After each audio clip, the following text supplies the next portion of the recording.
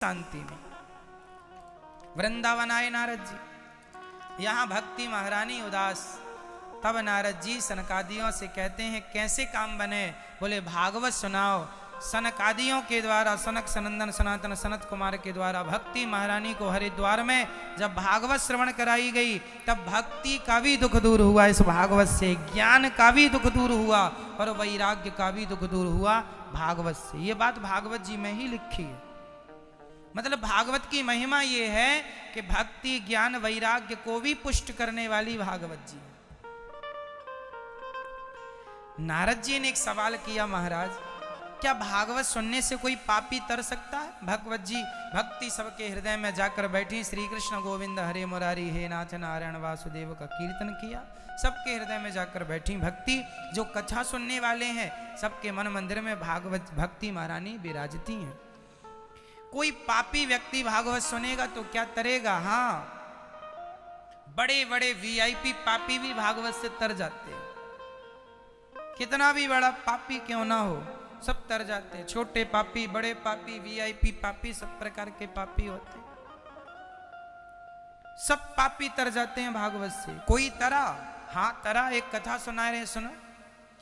तुंगभद्रा नाम का एक नदी थी। उस नदी के किनारे एक गांव था उत्तमपुर। उस गांव में एक पंडित जी रहते थे। कहानी हमारी और आप सबकी सुनो। एक पंडित जी थे, आत्मदेव उनका नाम था। उनकी पत्नी का नाम था धुंधली। धुंधली धुंधली पत्नी ऐसी थी, कभी सीधा काम नहीं करती थी बेचारी, हमेशा उल्टा। कुछ पत्नियां उल्टी चलती हैं, सीधी चलती नहीं। एक दिन आत्मदेव जी अपनी पत्नी से बोले, साधु आए हैं जरा भोजन बना दो। तो बोलती, क्यों, हमने ठेका ले रखा है सबका, क्यों बनाए? तो फिर आत्मदेव जी बेचारे उल्टा बोलते तब सीधा काम। आत्मदेव जी को ऐसा बोलना पड़ता, सुनो गांव में साधु आए हैं पर अपन लोग नहीं बुलाएंगे, क्यों भोजन कराएं, खर्चा करें? तो बोलती, नहीं जी बुला लो, साधुओं को भोजन कराना चाहिए। फिर बुलाती, फिर कराती। और डायरेक्ट कहो कि संतों को भोजन बुला करा दें, हैं ठेका ले रखा सबका, नहीं कराती। तो उल्टा। आत्मदेव जी ये कहें कि खीर बना लेना साधुओं के, अरे खीर बनाए, नहीं बनाएंगे। तो आत्मदेव जी कहें, सुनो खीर मत बनाना, नहीं जी बनाएंगे। उल्टा चलती। एक दिन आत्मदेव जी इसको हरिद्वार ले गए, चलो गंगा नहवाएं, साथ कुछ अक्कल आए। तो आत्मदेव जी बोले, वहां मत जाना, गहरा है। नहीं मैं तो वहीं जाऊंगी। और गई तो ये गंगा बह गई और बही तो चिल्लाई, बचाओ। आत्मदेव जी बोले, जाओ। तुरंत वो वहां गोताखोर आए, गोता, भाई बताओ आपकी पत्नी किस तरफ बही, वहीं गोता लगाएं, बचाएं। आत्मदेव जी बोले, इस तरफ जाओ। गोताखोरों ने कहा, धारा तो इसी तरफ से आ रही है, कोई बहेगा तो बह किस तरफ जाएगा, आप कह रहे हैं इस तरफ। आत्मदेव जी बोले, तुम नहीं जानते, मेरी पत्नी जीवन भर उल्टी चली है, आज बही होगी तो उल्टी ही बही होगी, इसलिए आप उल्टा जाओ। ऐसी पत्नी उल्टा, सीधा काम आती नहीं। पर आत्मदेव जी भी बड़े अच्छे, ऐसी पत्नी के संग खुश हैं। पत्नी समझदार ना हो तो पति को समझदार होना चाहिए, पति समझदार ना हो तो पत्नी समझदार। अब क्या करोगे, रहनी पड़ेगा। एक भौंकने वाला है तो दूसरे को चुप रहना ही पड़ेगा। तुम भी भौंकोगे तो कैसे काम बनेगा? इसलिए एक आग लेके खड़ा है तो दूसरा पानी लेके खड़ा हो जाए तब तो बचेगा। दोनों ही आग लिए हैं तो खत्म। समझो, आत्मदेव जी के पास सब कुछ था, नाम इज्जत पैसा, बेटे नहीं थे उसके यहाँ, पुत्र की कमी थी आत्मदेव जी के यहाँ। एक दिन पड़ोसी आया, बोले आपके घर सब कुछ है, बेटा नहीं है। अच्छा एक बात बताएं, आपसे आपको परेशानी नहीं है, आपसे आपकी पत्नी से पति को दिक्कत नहीं है। एक्चुअली दिक्कत यहां है कि आपके जीवन में कोई कमी यदि हो, उस कमी से आप कितने परेशान हैं वो तो आपको पता है, पर आपसे ज्यादा पड़ोसी ज्यादा परेशान होते हैं। अरे इनके घर बेटा नहीं है, ये पड़ोसी।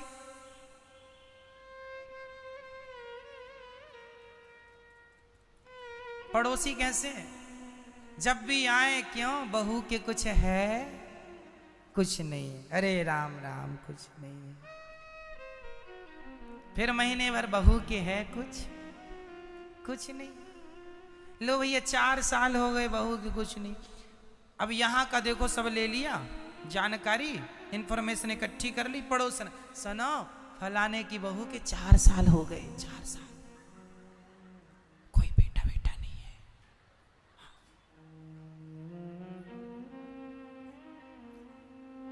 बड़ा मजा आ रहा है इनको कहने में,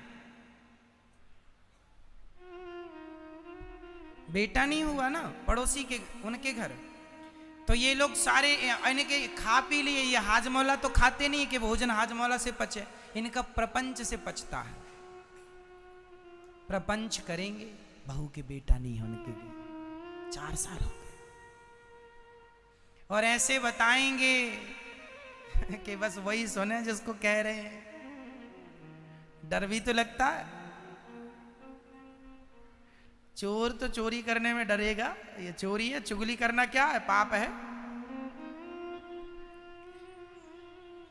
अच्छा मुझे ये बताओ, किसी के बेटा नहीं है या किसी की बेटी नहीं है, तो इसमें आप लोगों को, हम लोगों को उसका सपोर्ट करना चाहिए या उसका मजाक उड़ाना चाहिए?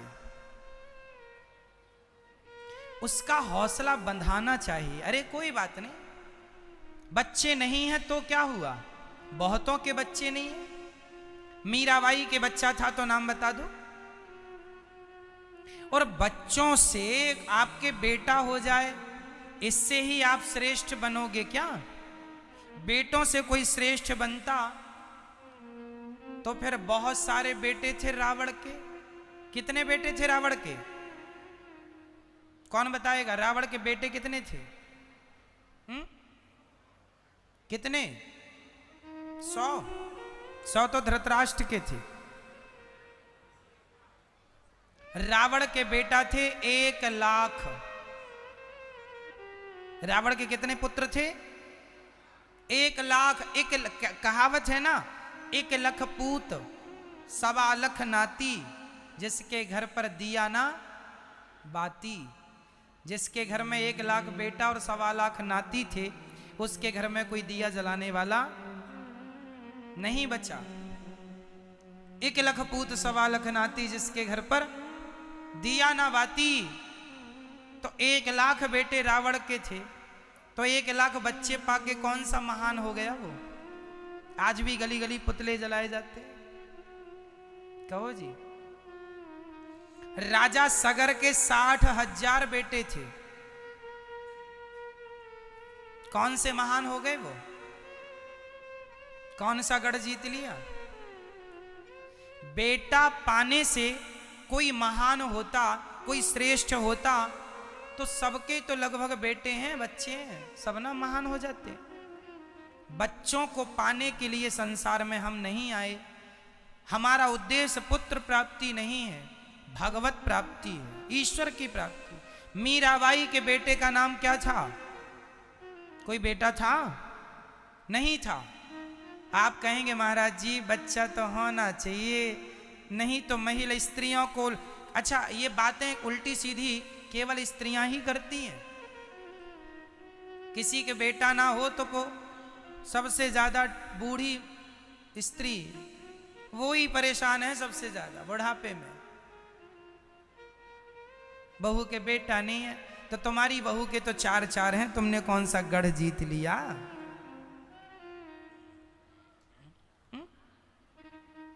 कौन सा नेक काम हो गया तुमसे? मीराबाई के बेटा नहीं था। लोग कहते हैं कि जिसके बेटा नहीं होता वो स्त्री अभागिन होती है, ऐसा लोग कहते हैं। तो मुझे बताओ फिर इस हिसाब से क्या मीराबाई भी अभागिन थी? क्या मीराबाई को अभागिन कहेंगे? मेरी मां, क्यों नहीं समझते लोग? जिसके बेटा नहीं है, एक्चुअली वो स्त्री अभागिन नहीं है। अभागी कौन है? सुनो, रामचरितमानस में लिखा अभागी कौन है। सुनहु उमाते लोग अभागी, हरि तज विषय होहि अनुरागी। जो भगवान का चिंतन ना करते हुए केवल भोग ही भोग रहे हैं, इनके जैसा अभागी कोई नहीं है। जो मनुष्य का शरीर पाके भगवान का चिंतन ना करके केवल विषय वासना में अपना समय व्यतीत कर रहे हैं, इनके जैसा कोई अभागी, ये अभागी है। लेकिन कहा यह जाता है कि जिसके बेटा नहीं है, यदि बेटा नहीं तो फिर मीराबाई भी, आप उसे भी कहेंगे? अरे भाई, जिनके अंदर प्रेम है, जिनके अंदर भक्ति है, सच्चे भक्त को, मीरा को तो बेटा, पति, पैसे की जरूरत ही नहीं थी। उन्हें तो जरूरत थी बस मेरे तो गिरधर गोपाल दूसरो ना। जो भगवान को अपना मान लिया, फिर उसे किसी की जरूरत ही नहीं पड़ती। और मैं कहता हूं कि बेटे के लिए नहीं, भगवान के लिए रोया करो मेरी माँ। रोने, भगवान के लिए रोएंगे तो भगवान मिलेंगे। बच्चों से किसी का कल्याण नहीं है। हमारे गौरी गोपाल वृद्धाश्रम में रहती हैं माएँ जिनके 4-4 बेटे हैं, वो भी रहती हैं तो 4-4, गिलास भर पानी नहीं देने को तैयार है। 5-5 बच्चे हैं जिनके, वो माएँ भी आपको यहाँ गौरी गोपाल वृद्धाश्रम में मिल जाएंगी। परसों नरसों एक माँ ने बताया 2 बेटे हैं, 2 बेटे हैं, और उसमें से जब बाप मरा तो बाप की चिता पे आग लगाने दोनों में से सोचो, बाप के मरने पे बेटे नहीं आए हैं तो 2-2। बाप के मरने पे चिता पे आग लगाने बेटा नहीं आया, और माँ को रोटी देने नहीं आए। सो माँ यहाँ रहती हैं गौरी गोपाल वृद्धाश्रम में, यहाँ रहती है दास में। समचरण दबा के हम सेवा करते हैं। खुद की औलाद अपनी माँ को एक रोटी ना दे पाई। किया तो था बच्चा पैदा इसीलिए कि बुढ़ापे का सहारा बनेंगे, रोया तो था बच्चों के लिए। इसलिए कहता हूं, बेटों के लिए नहीं, भगवान के लिए रोइए। बेटा तो मिलेगा ही, भाग्य में है, किस्मत में है, जाएगा कहां, ये तो आएगा ही। रोना बेटों के लिए नहीं, भगवान के लिए रोया करो। गोपियां भगवान के लिए रोती थी, मीराबाई भगवान के लिए रोती थी। आज तक सदियां बीत गईं, अमर है। इसलिए असली धन बेटा नहीं है मेरी माँ, असली धन मेरा पायो जी मैंने, राम रतन धन पायो। कृष्ण नाम, राम नाम ही सबसे बड़ा धन है। ये सब धन दुनिया में सब यहीं रह जाएगा। इसलिए कई लोग कहते हैं महाराज जी हमारा बेटा हमारा नाम रोशन करेगा, इसलिए बेटा चाहिए। तो तुम भी तो अपने बाप के बेटे हो, तुमने कितना नाम रोशन कर लिया अपने बाप का। स्वामी विवेकानंद जी भी यही सोचते कि जी बच्चा पैदा करूंगा फिर वो मेरा नाम रोशन करेगा, मैं तो खटिया तोड़ूं बस, कुछ ना करूं। क्यों? बेटा नहीं, आप करो अपना नाम रोशन, अपने कुल का। अपना बेटा जो करेगा करेगा, बेटे के भरोसे बैठे रहोगे क्या? अगर निर्भर बनोगे, दूसरों पर गिड़गिड़ाओगे, तो अपना मान भी सम्मान भी सब कुछ गवाओगे। इसलिए खड़े हो शान से तनकर, यही शोभा मनुष्य तन की, स्वयं सींचो हर एक डाली खुशी जीवन के मधुवन की। खुद अपने जीवन को स्वावलंबी बनाओ, खुद अपने अच्छे कर्म करो, अपने आप को श्रेष्ठ बनाओ। ना बाप के भरोसे बैठना है, ना बेटों के भरोसे बैठना है। देश के लिए, समाज के लिए आपको अच्छा करना है। क्या बाप करेगा और क्या बेटा करेगा? जो करेगा, जो करेगा। झांसी की रानी भी सोचती कि मेरा बेटा सब करेगा मैं कुछ ना करूं, मेरा बाप सब करेगा मैं कुछ ना करूं, तो हो जाता काम। क्यों जी? कौन जानता है कि झांसी की रानी का बेटा कौन है? बेटों से पहचान नहीं होती मेरी मां, व्यक्ति की पहचान उसके अच्छे कर्मों से होती है। अच्छे कर्म कर लो, आपका अच्छा कर्म आपकी पहचान है। कौन जानता है कि मीराबाई के बेटा कहां है? क्या उसका इतिहास बना आखिरी में? कोई नहीं जानता। बस झांसी की रानी को खूब लड़ी मर्दानी, वो तो झांसी वाली रानी थी। कुल मिला के कहना यह है कि बेटा बेटी के लिए ना रोया करो, जो विधाता दे दें तो अच्छा है। हम तो भगवान से यही प्रार्थना करेंगे कि भगवान आपको संसार की हर खुशी दें, परंतु कुछ लोगों को नहीं मिलती तो नहीं मिलने पर उदास ना होइए, परेशान ना होइए। जो तुम्हारे भाग्य का था मिला। एक सज्जन ने हमसे सवाल किया कि महाराज कुछ लोगों को बेटा होता क्यों नहीं है, क्यों नहीं होता बताइए। तो बेटा इसलिए नहीं होता, कहते हैं कि जिनके सिर पे कर्जा होता है, ऋण, उसके ऋण उतारने बेटा आता है। कहते ना बेटा ऋण उतारने आया है। जिसका ऋण था तो आया बेटा उतारने, जिसके सिर पर ऋण था ही नहीं तो कोई नहीं आया बेटा बेटी। वो तो ऋण मुक्त थे, सुखी थे। पर फिर भी लोग, संसार के लोग, चूंकि देखते हो ना आप लोग, अरे हमारे संग उनका विवाह हुआ था, मेरी सहेली के बच्चे हो गए, मेरे अभी तक नहीं हुआ। मेरी पड़ोसन के मेरे साथ विवाह हुआ था, उसके हो गए, मेरा नहीं हुआ। देखा देखी से लगता है कि हो, जरूरत किसी को किसी की नहीं है। एक सज्जन से हमने कहा तुम्हें बेटा क्यों चाहिए? बोले महाराज मर जाएंगे तो आग कौन लगाएगा। हमने कहा पागल, जमाना अपडेट हो गया, आजकल तो आग लगाने की जरूरत ही नहीं पड़ती, मशीन में डालो, दूसरी तरफ तुरंत लगे हाथ राख निकल जाती है। किस जमाने में हो? कहां और आग लगाने के लिए बेटा ही क्यों? ये दुनिया बैठी तो है आग लगाने। क्यों जी, आग कौन नहीं लगा रहा आजकल? लोग बैठे आग लगाने के लिए। इसलिए आग लगाने के लिए तुम बेटा पैदा कर रहे हो। छोड़ो झंझट, आग लगाने दुनिया बैठी है। यूं ही लग जाएगी, बताओ कहां लगवाना है। इसलिए झंझट में ना पड़ो। कई लोगों के बच्चे नहीं होते तो वो गोद ले लेते हैं। किसी जगह से एक बच्चे को गोद, एक सज्जन बोले महाराज हमने एक बच्चे को गोद ले लिया, सारा धन उसे दे दिया, उसने लात मार के घर से निकाल दिया, रो रहे हैं महाराज। लो, भगवान ने तुम्हें सुखी बनाया था पर तुम्हारी होशियारी ने फिर तुम्हें दुखी कर दिया। क्या करें, भगवान ने सुखी बनाया था, झंझट से दूर रखा था, फिर भी तुम उलझ गए। क्या करें हम? भगवान तुम्हें दुखों से बचाना चाह रहे हैं, लेकिन आदमी समझते ही नहीं। उसे लगता बेटे के बिना कल्याण नहीं है। अरे बेटे के बिना कल्याण, बताइए स्वामी विवेकानंद जी के बेटे का नाम क्या था? क्या उनका कल्याण नहीं हुआ? तुलसीदास जी के बेटे का नाम क्या था? क्या उनका कल्याण नहीं हुआ? बताइए सूरदास जी के बेटे का नाम क्या था? क्या उनका कल्याण नहीं हुआ? रस खान के बेटे का नाम क्या था? उनका अरे भाई, आपकी भक्ति आपका कल्याण करेगी, आपका बेटा आपका कल्याण नहीं कर सकता। 100 बेटे पैदा कर लो, बेटे पैदा करने से किसी का कल्याण होता है क्या? भक्ति करने से कल्याण होगा, भगवान का नाम जपने से, भगवत प्रेम होगा तो कल्याण होगा। बच्चे तुम कर लो, बच्चे तो सुअर के भी एक बार में 12-12 हो जाते हैं, उसका भी कल्याण हो जाएगा क्या? तुम्हारा तो एक ही होता है, और लो तो 2 हो जाएंगे, और क्या होगा? उनके तो 12 होते एक बार में।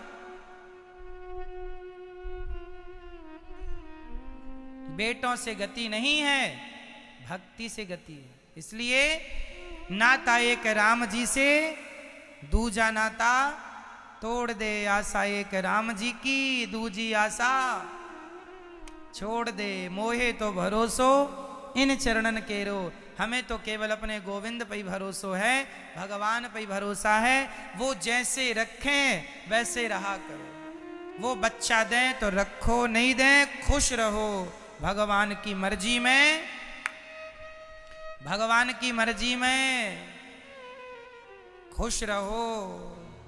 तेरी मर्जी का मैं हूं गुलाम, अलवेले राम। दोनों हाथ उठाइए, ताली जरा बजा ही दीजिए मस्ती से।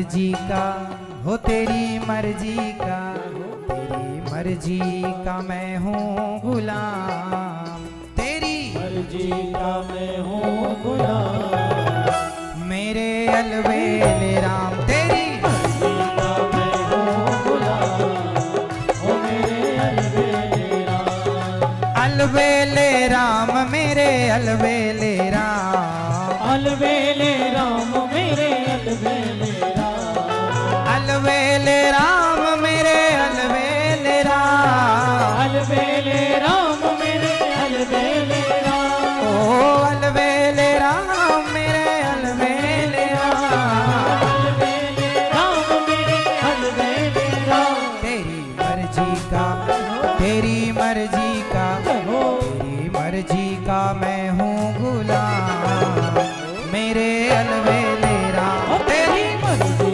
का मैं हूँ गुलाम, ओ मेरे अलवेले राम।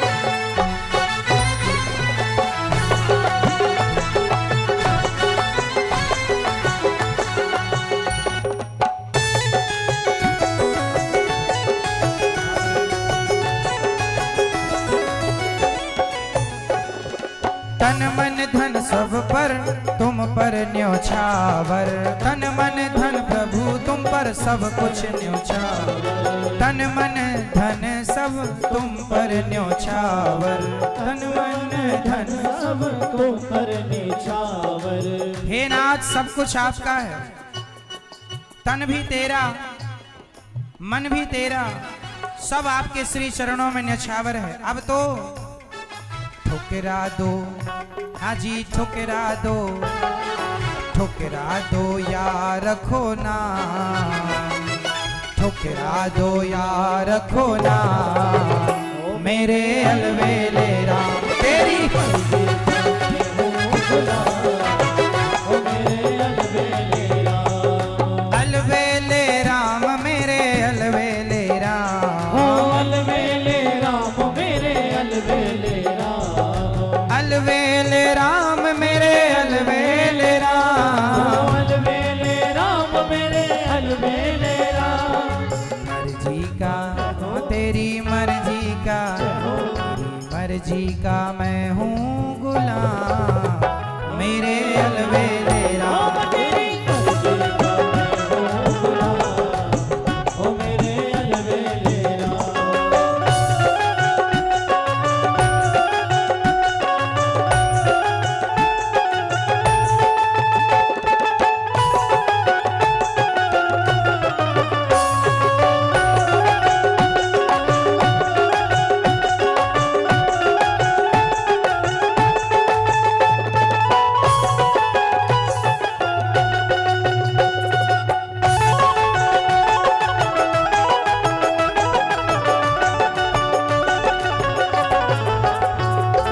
हारे चुका हूँ अपनी अक्कल लड़ा कर, हारे चुका हूँ अपनी अक्कल, हे नाथ मैं तो अपनी अक्कल लगा करके, अकल बुद्धि लगा के हार गया, हारे चुका हूँ अपनी अक्कल लगा कर, हार चुका हूँ अपनी अक्ल लड़ा कर, थक भी चुका हूँ अपनी शक्ति लगा कर, भी चुका हूँ अपनी शक्ति लगा कर, अब तो संभालो, अब तो संभालो ये इंतजाम, अब तो संभालो इंतजाम, मेरे अलवेले राम, तेरी ओ मेरे अलवेले राम।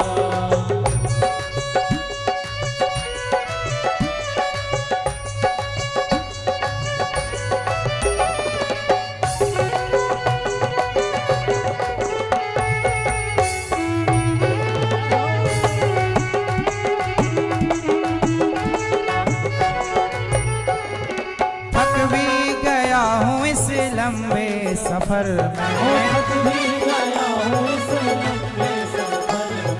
थक भी गया हूँ इस लंबे सफर में, थक भी गया हूँ इस थक भी गया हूँ इस लंबे सफर ओ में, थक भी गया हूँ इस लंबे सफर में।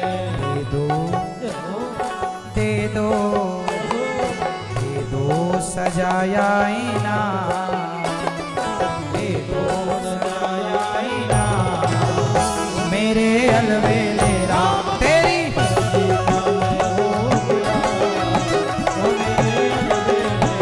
मेरे अलवेले राम, मेरे अलवेले राम, मेरे अलवेले राम, मेरे अलवेले राम, मेरे अलवेले राम, मेरे अलवेले राम, मेरे अलवेले राम, मेरे अलवेले राम, मेरे अलवेले राम।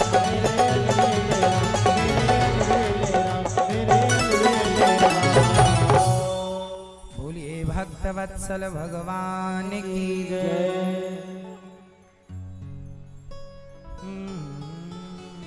दे दो सजाया इनाम, मेरे अलवेले राम।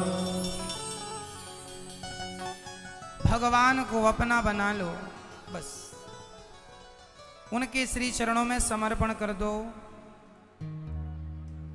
वो मेरे हैं, संसार मेरा कैसे हो जाएगा भाई।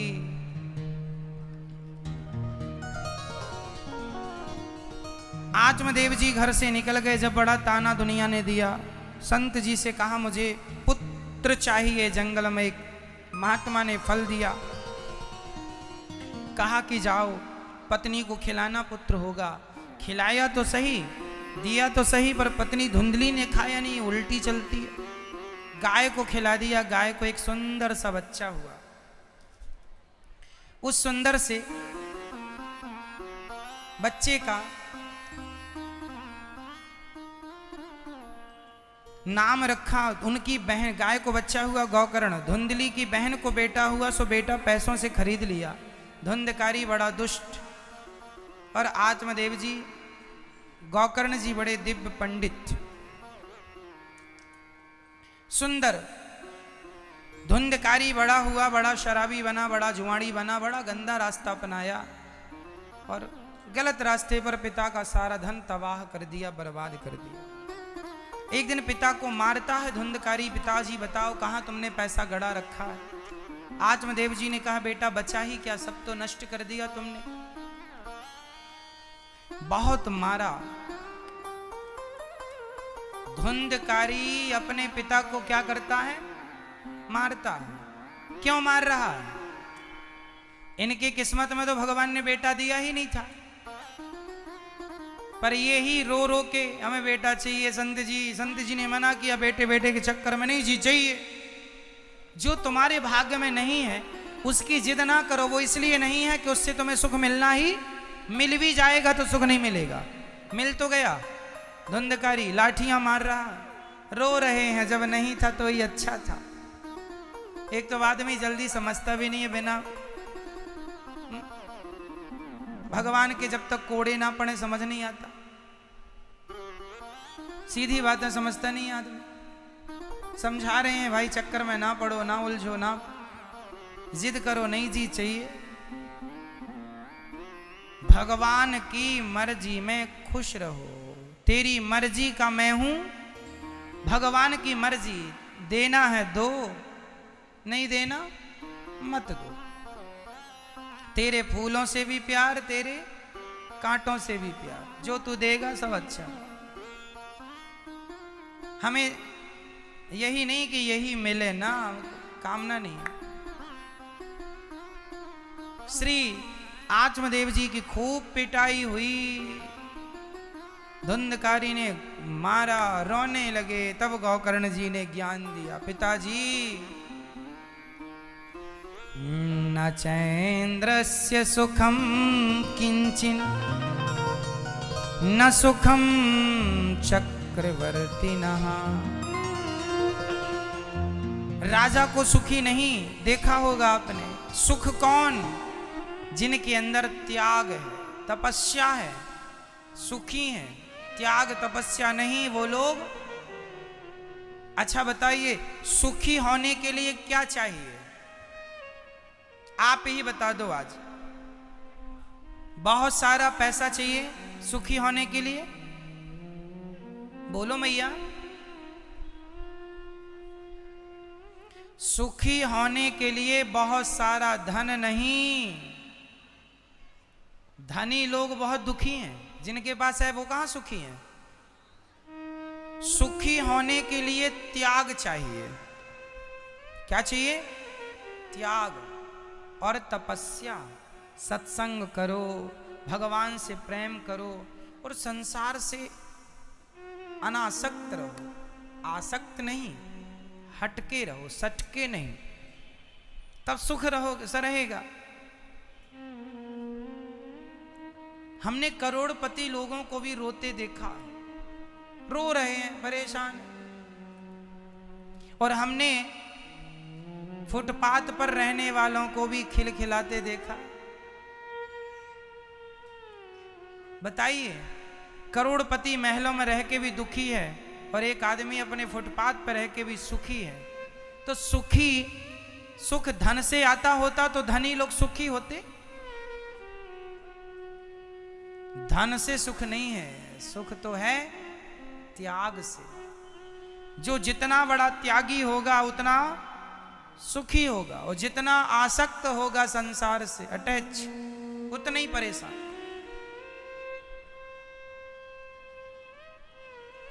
गौकर्ण जी ने समझाया, पिताजी आप पुत्र से अधिक अटैच थे, जुड़े थे, इसलिए आप दुखी हैं। आप पुत्र से हट जाइए, ये बेटा आपका नहीं है। पत्नी पुत्र परिवार कुछ नहीं, ईश्वर आपके, मन लगाओ। देहेस्थि मांस रुधिरे, शरीर हमारा मांस का एक टुकड़ा है। हमारे शरीर में मांस के अतिरिक्त क्या है? जैसे चमड़ी पर लोग आसक्त हो जाते हैं, स्त्री और पुरुष की चमड़ियों पर, इस चमड़ी को जरा सा फाड़ कर देखो अंदर क्या भरा है, कोई देखना भी पसंद नहीं करेगा, इतना गंदा है। आपका शरीर, हम सबका शरीर कौन सा अमृत भरा है भाई बताइए? शरीर में कितना दुर्गंध भरी पड़ी है। चमड़ी हटाकर देखिए जरा क्या भरा पड़ा है, कोई देखे, छूने को तैयार नहीं होगा। लेकिन पता नहीं शरीर की ईश्वर ने क्या माया बनाई है। सबको पता है सब व्यर्थ है, बेकार है, फिर भी उसी के पीछे पड़े हैं। सब पता है सबको, पर पता होने पर भी जाएंगे उसी तरफ।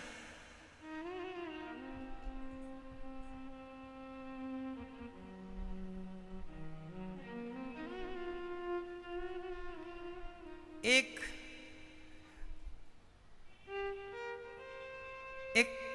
आदमी एक गुरुजी के पास आया। गुरुजी, आनंद कैसे मिलेगा, भगवान कैसे मिलेंगे? गुरुजी ने कहा कुछ दिन बाद आना। घर चला गया। उसी दौरान उसकी शादी फिक्स हुई और दुल्हा घोड़े पर बैठ के चला। उसी समय वहां से उनके गुरुजी ने के लिए गुरुजी ने, अरे ये तो वही है जो साधु बनने आया था। तो गुरुजी ने कहा वाह, उसका नाम था रज्जब। तो गुरुजी ने कहा वाह रे रज्जब, तैने गज्जब किया। अरे रज्जब, तूने गजब किया। क्या गजब कर दिया गुरुजी? निकला था भगवान को पाने, संसार की तरफ जा रहा है, देख रहा है तेरा घोड़ा कहां जा रहा है। नहीं गुरुजी, शादी करने जा रहा हूं। जा देख ले ये भी। उसने शादी कर ली। गृहस्थी तो जानते हैं, खटपट खटपट खटपट खटपट गृहस्थी होती है। ऐसी कोई गृहस्थी नहीं होगी जैसे गृहस्थी में खटपट खटपट ना हुई हो।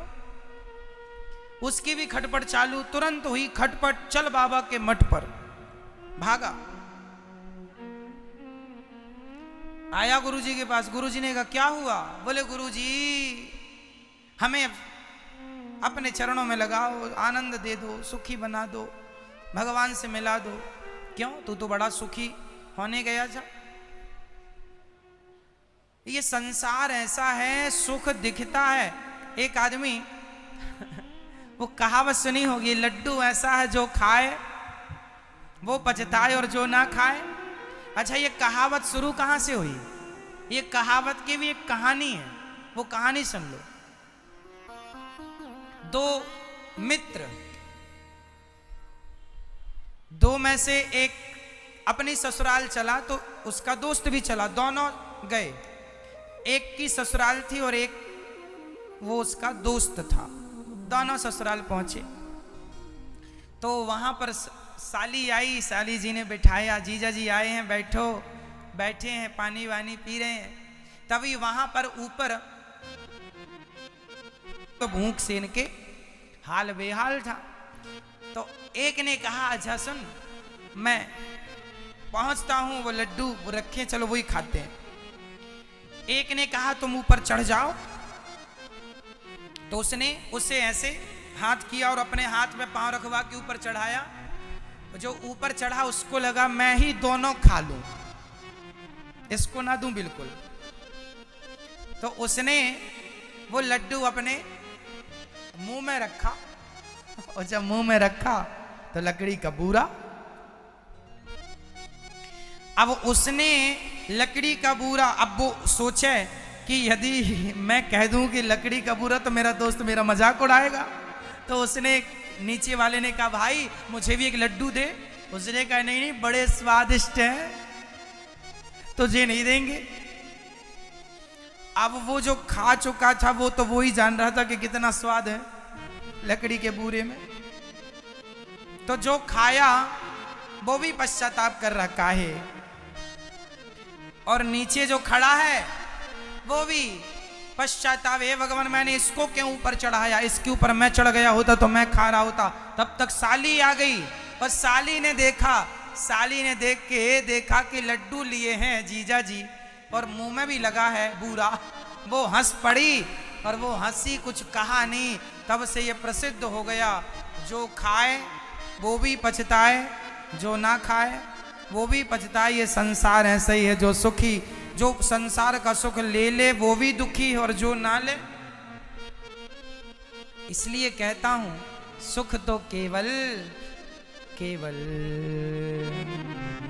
मिलता है सच्चा, सुख केवल भगवान तुम्हारे चरणों में मिलता है सच्चा, सुख केवल भगवान तुम्हारे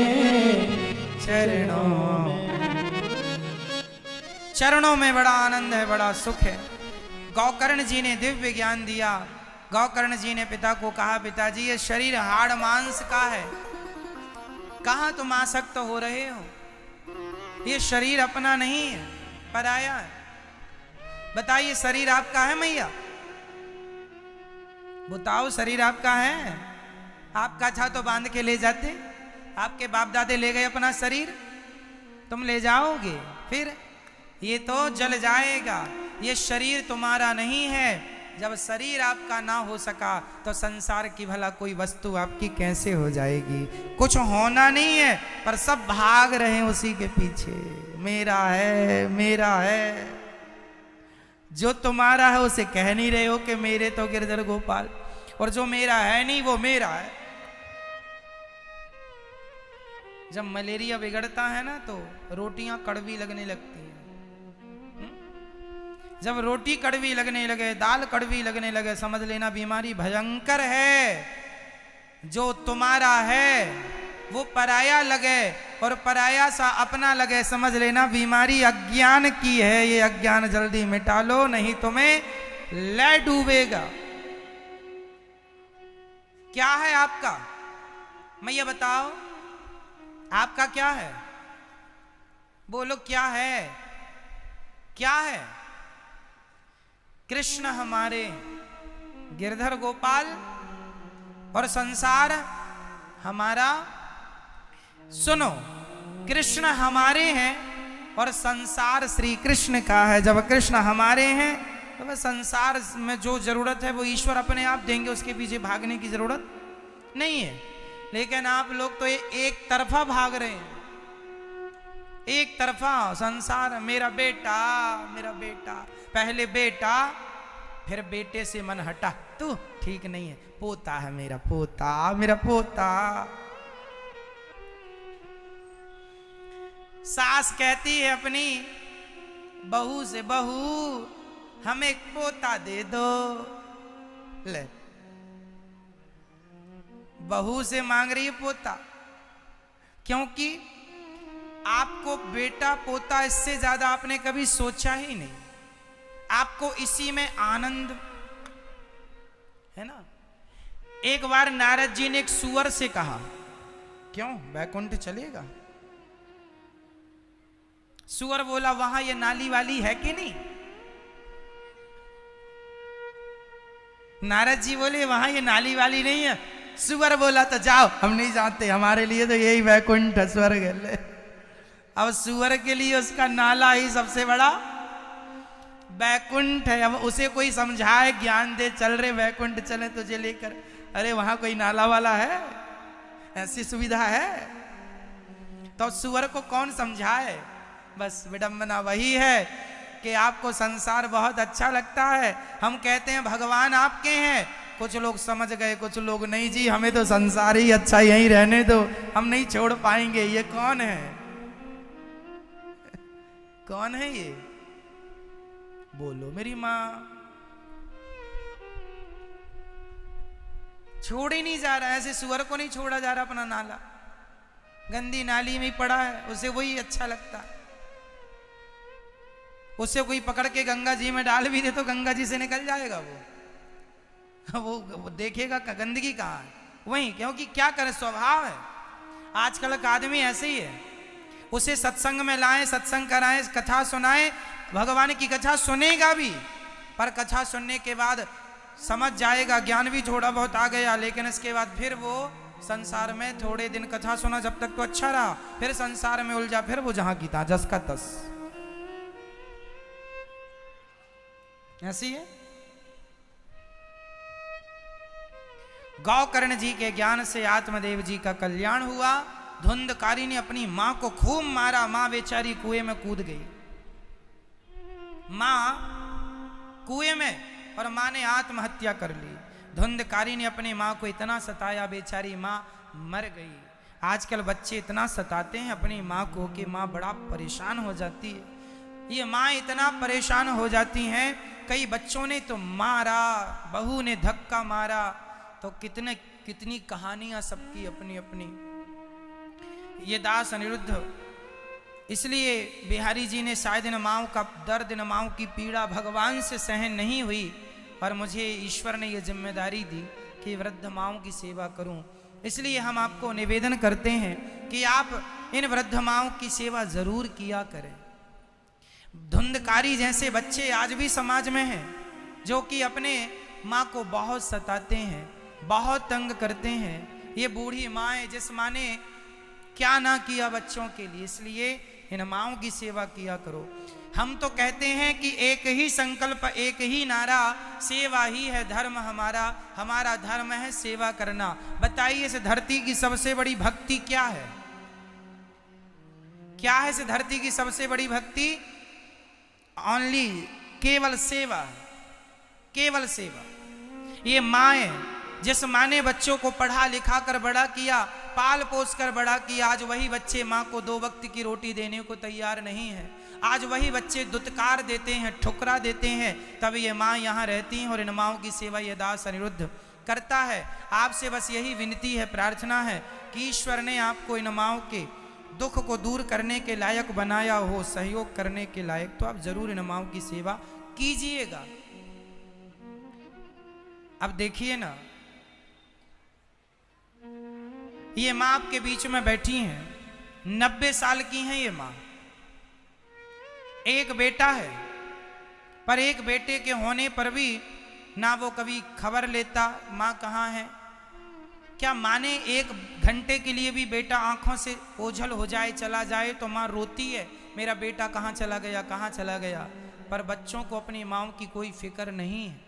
इसलिए कहता हूं आज समाज में धुंधकारी जैसे जो बच्चे हैं, आपसे निवेदन है कि कुछ बच्चे धुंधकारी जैसे भले हों, पर आपको तो श्रवण जैसा बेटा ही बनना है और अपने माँ बाप की सेवा करनी है। माँ बाप की सेवा से बड़ा कोई धन नहीं है। आज लोग पैसों के पीछे भाग रहे हैं और सेवा नहीं करते। वो बड़ी बड़ी कोठी बंगलों में, विदेशों में लोगों के बने हैं बंगले, पर उनकी माँ यहाँ 2-2 वक्त की रोटी के लिए तंग है, परेशान है। तो क्या करोगे? ऐसे धन का बांध के कौन ले जा सका कि हम और तुम ले जाएंगे? हमारा पुण्य, हमारी सेवा, हमारी भक्ति, हमारा त्याग हमारे संग जाएगा। इन माओ का आशीर्वाद ही सबसे बड़ा धन है भक्तों। इसलिए यहाँ गौरी गोपाल अन्न क्षेत्र चलता है। भूखे लोग रोज हजारों संत यहाँ भोजन करते हैं।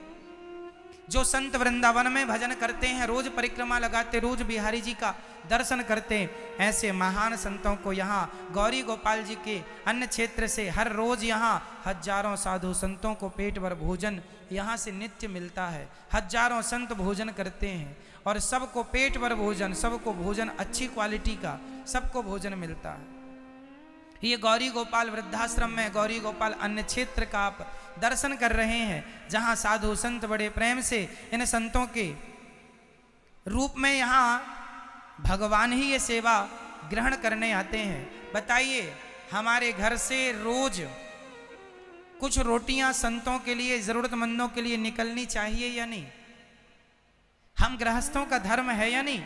हम हिंदू लोग तो गाय की रोटी रोज निकालते हैं, कुत्ते की रोटी रोज निकालते हैं। हमारा धर्म है कि हम अपना खाने के पहले देख लें कि हमारे द्वार पर कोई भूखा तो नहीं है, कोई जरूरतमंद तो नहीं है। अन्नदान के लायक ईश्वर ने बनाया है, आप जरूर कीजिएगा। और हम ये नहीं कहते कि आप यहीं कीजिएगा, आप अपने नगर में, अपने शहर में, जहां आपके आसपास लोग जरूरतमंद हैं, आप वहां कीजिएगा। और आप यदि देने में सक्षम हैं तो यहाँ जो हजारों संत भोजन करते हैं, हजारों लोग, आपका एक जरा सा सहयोग, भोग लगेगा भगवान को, संत भोग लगा के ग्रहण करते हैं, तो वो आशीर्वाद दुआएं आपको मिलेंगी। पुण्य जितना अधिक हो वो आपका परम धन है। तो आप एक दिन का अन्न क्षेत्र जरूर बंटवाइएगा। और यहाँ गौरी गोपाल जी की रसोई चलती है वृंदावन में। पहले जो भक्त आया करते थे, उनके भोजन की व्यवस्था वृंदावन में अच्छे से हो नहीं पाती थी लोगों की। अब भारत का कोई कोना, कहीं से कोई आए, सबको गौरी गोपाल जी की रसोई में भोजन मिलता है। और आप बड़ा गर्व करें इस बात पर कि ये पूरे भारत की सबसे बड़ी 5वें नंबर की रसोई है गौरी गोपाल जी की रसोई। पूरे भारत में 5वें नंबर की सबसे बड़ी रसोई है जगन्नाथपुरी की रसोई। दूसरी रसोई है तिरुपति बालाजी की रसोई।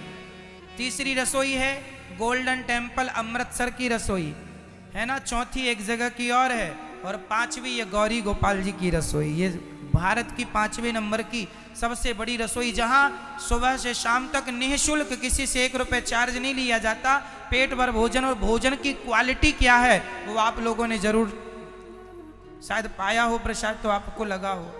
भोजन ऐसा तो नहीं कि सब पा रहे हैं तो कोई भी किसी भी क्वालिटी का भोजन परोस दिया जाए। कोशिश ये रहती है, आप लोगों में हमारी ये भावना है कि आप लोगों के रूप में ही यहाँ स्वयं भगवान पधारे हैं, और अतिथि सेवा ईश्वर की सेवा है। तो आप ही भगवान हैं हमारे लिए, ये माँ भगवान है, आप भगवान हैं। अतिथि देवो भव, अतिथि भगवान होता है। आप हमारे अतिथि हैं, ना जाने किस रूप में नारायण मिल जाएं। इसलिए जो हम खाते हैं वही ये दास आपकी सेवा में तत्पर है। तो आप लोग एक दिन की गौरी गोपाल जी की रसोई अपनी ओर से बंटवा सकते हैं, यदि ईश्वर ने लायक बनाया है तो। ये माँओं का दर्शन आप करते हैं। आप में से कितने लोगों ने वृद्ध माँओं का दर्शन किया है? यहाँ गौरी गोपाल आश्रम में जो माएँ रहती हैं, आप में से कितने लोगों ने किया है? तो आप लोगों ने जैसा सुना टीवी पर वैसा यहाँ पाया या नहीं? हाँ या ना में जवाब दो। ऐसा तो नहीं कि हम कह कुछ रहे हो कर कुछ रहे हो। आप कभी भी यहाँ वृद्ध माँओं का दर्शन कर सकते हैं। इंसानियत के नाते हो रहा है भक्तों। यहाँ आज खुद की औलाद अपनी माँ की सेवा ना कर पाई, पर यहाँ 240 माँओं की सेवा हो रही है। क्यों? क्योंकि इंसानियत आज भी जिंदा है। आप लोगों की, हमारी, हम सबकी इंसानियत के बल पर ये सेवाएं चल रही हैं। नहीं उनकी तो इंसानियत तो मर गई है, जिसने अपनी जन्म देने वाली माँ को घर से निकाल दिया। मैया कहाँ से आई हैं आप? जबलपुर से। कितने बच्चे हैं मैया जी आपके? एक थैया है। एक बेटा है। हाँ, तो मैया वो आपकी सेवा नहीं करता क्या? बाहर रहता, हम गाँव में रहता रहे। तो वो बेटा आपकी सेवा करने को बाहर है, जहाँ है वहाँ आपकी सेवा कर सकता है? तो आपकी सेवा नहीं चाहे हम उन कहाँ। अच्छा, तो बेटे का फोन ऑन आया आपके पास? नहीं बेटे ने कोई खोज खबर नहीं ली कि माँ कहाँ चली गई? नहीं, कुछ नहीं लाई। कोई खोज खबर नहीं है मैया को, बेटे ने कोई खोज खबर नहीं ली कहाँ है।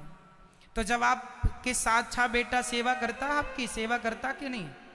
अरे नहीं कर रहे, यहाँ सही है। बहू है तो खराब है। बहू खराब है? भोजन पानी आपको देती थी ठीक से या नहीं? हमें ऐसे रहे नहीं होता, अपने गांव में रहते रहे हम। अच्छा, 15 साल से गांव में है। तो बेटा बोला नहीं कि माँ चलो हम आपको साथ रखेंगे, सेवा नहीं। करेंगे? दो हते एक वतन खत्म होगा, फांसी लगवा दी बहू ने। तो जो है वो सेवा करने को तैयार नहीं है। जो बेटा है, एक बेटा है, एक तो भगवान के घर चला गया, पर एक बेटा है। माँ अकेले बुढ़ापे में अपने गांव में रहती थी, पर बेटे ने ये नहीं बोला कि माँ आओ हम सेवा करेंगे। यहाँ भी माँ है। मैया यहाँ आप कब से हैं, कितने महीनों से हैं? 13 महीना हो गए। 13 महीने हो गए। इन 13 महीने में बेटे का कोई खबर नहीं आई?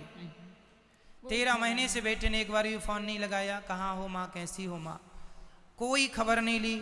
जब यहाँ नहीं थी तभी अपने गांव में थी, तब भी बेटे बहू ने कोई खबर नहीं ली। और अभी ये यहाँ है।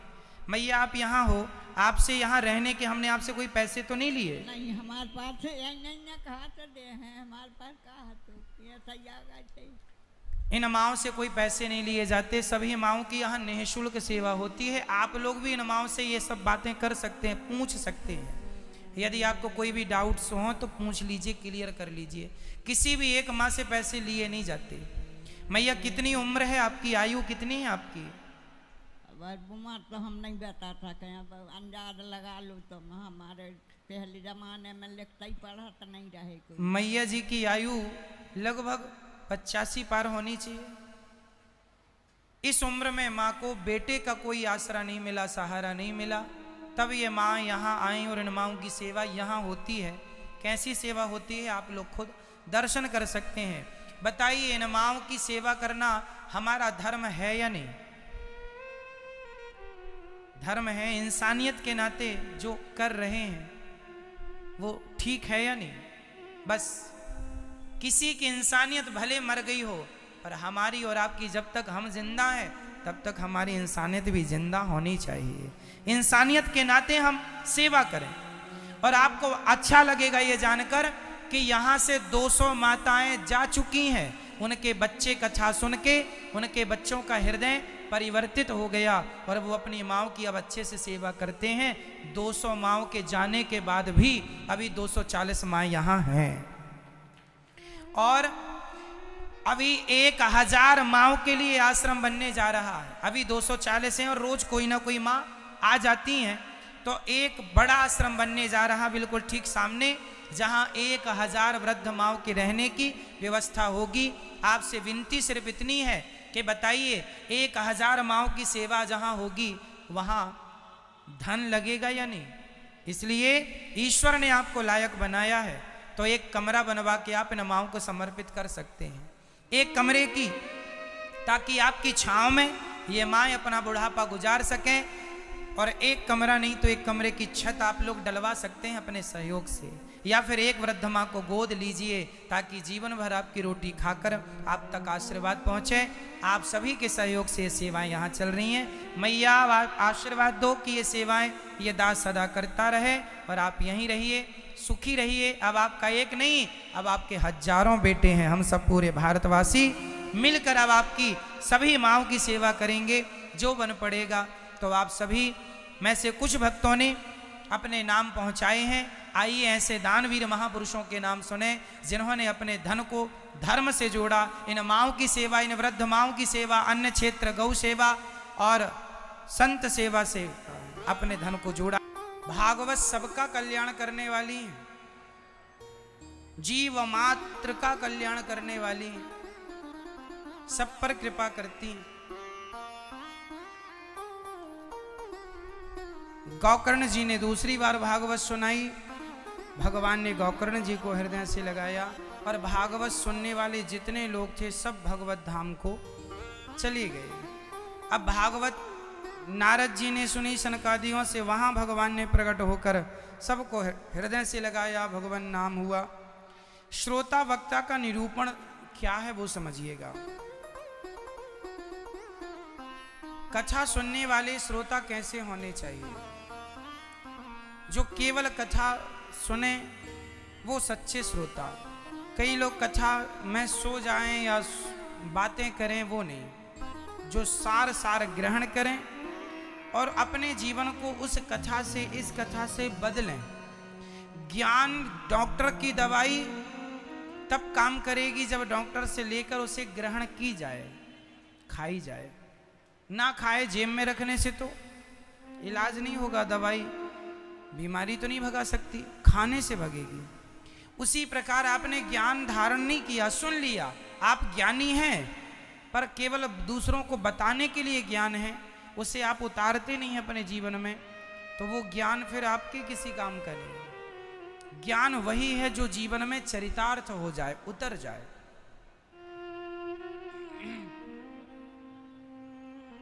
दवाई तो आपने बहुत ली पर खाई एक भी नहीं। ज्ञान बहुत है, उपयोग नहीं है ज्ञान का जीवन में। तो जो कथा सुने और उस सुन के अनुसरण करें, ऐसे श्रोता श्रेष्ठ श्रोता होते हैं। वक्ता जो कथा सुना सके, जो अपनी बात समझा सके, जो संसार के, समाज के जितने भी डाउट्स हैं, संदेह हैं। एक्चुअली कथा क्या है? संशय का निवारण ही तो कथा है। परीक्षित के सारे संशय सुखदेव भगवान ने निवारण कर दिया, कल्याण हो गया। जीवन की जितनी गांठें हैं संशय की, वो कथा से ही खोलेंगी। इसलिए कथा सुनने से सारा बंधन मुक्त हो जाता है व्यक्ति। बहुत शांति का अनुभव होता है जब आप कथा सच्चे भाव से सुनते हैं। वक्ता विरक्तो वैष्णवो विप्रो वेद शास्त्र विशुद्धिकृत दृष्टांत कुशलो धीरो वक्ता कार्योति निष्प्रहा। वक्ता कैसा हो? विरक्त, आसक्त ना हो, विरक्त हो, निष्काम, कोई कामनाएं ना हो, ऐसा वक्ता हो। विरक्तो वैष्णवो, वैष्णव भगवान का भक्त हो। विप्र, ब्राह्मण होना चाहिए। विरक्तो वैष्णवो विप्रो, वेद शास्त्र का ज्ञानी हो। वक्ता कैसा हो, ये शर्तें हैं। विरक्त हो, आसक्त ना हो, है ना। इसलिए हम आप लोगों से कहते हैं कि आप लोग,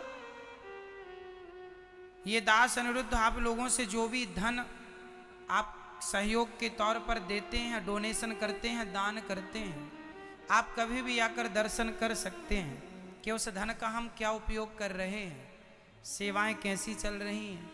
और आपके अंदर श्रद्धा है तो ही दान कीजिएगा। मेरी प्रार्थना है, जबरदस्ती दान ना कीजिएगा। दान वही फलीभूत होता है जो श्रद्धा से दिया जाए।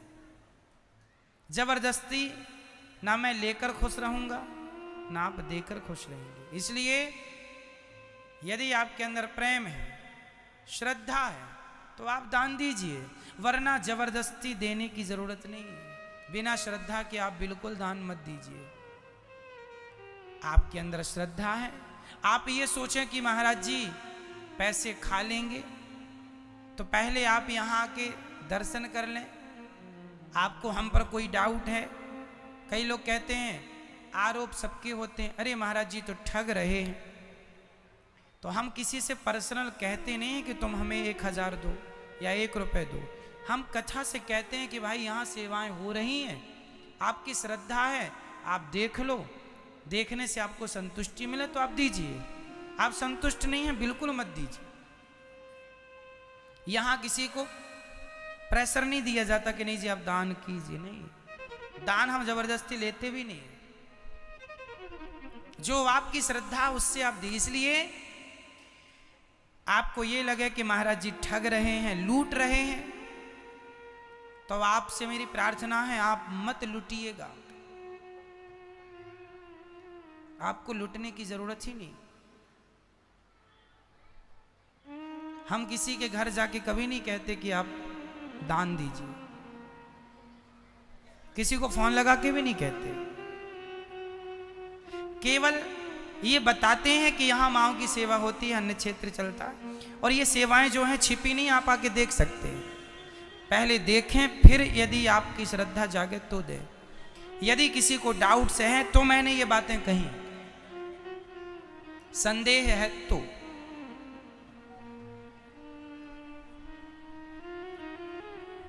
इसलिए मैं कभी पाप नहीं करता, ना करना चाहता।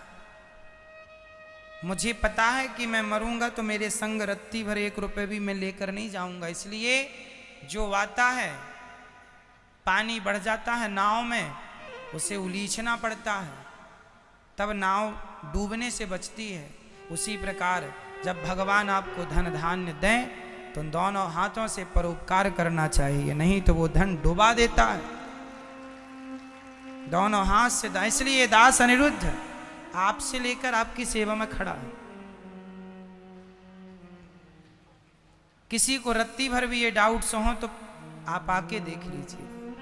कई लोग कहते हैं महाराज जी पता नहीं, बताते तो हैं कि सेवा हो रही है, पता नहीं करते हैं कि नहीं। इसलिए आपको डाउट्स क्लियर करने के लिए वृंदावन आना पड़ेगा और आके यहाँ चीजें देखनी पड़ेंगी। बिना देखे आपका संदेह जाएगा भी नहीं। ये भी कुछ लोगों का चला जाता पर कुछ लोगों का नहीं जाता, देखे से जाएगा। जब आप देखेंगे तो क्लियर हो जाएगा।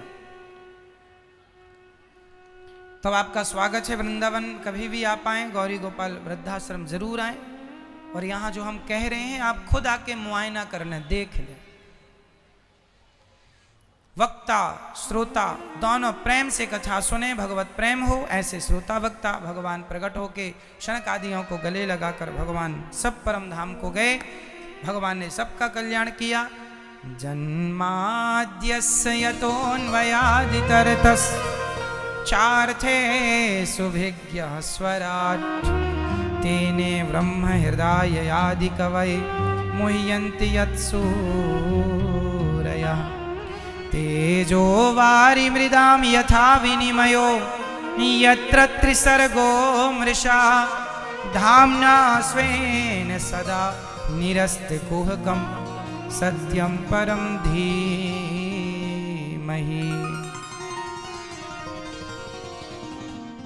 भगवान जो सृष्टि उत्पन्न पालन करने वाले हैं, ऐसे सत्य स्वरूप परमात्मा का हम ध्यान करते हैं। कुंती बुआ ने भगवान से दुख मांगा, जैसे 7 दिन में मरना हो, उसे क्या करना चाहिए। कल अब कथाएं महाभारत की, कुंती बुआ का विपत्ति क्यों मांगी, परीक्षित को 7 दिन में मरने का श्राप क्यों लगा, इन प्रसंगों पर कल चर्चा करेंगे। आप अपना मोबाइल, पर्स, सोना चांदी कृपया संभाल के रखिएगा। चोर बड़े एक्टिव रहते हैं, आपका किसी तरह से कोई नुकसान नहीं होना चाहिए। आगे की चर्चा कल की कथा में। सब बोलेंगे श्रीमन नारायण, बोलो श्रीमन नारायण। श्रीमन नारायण चरणौ शरणं प्रपद्ये श्रीमते नारायणाय नमः।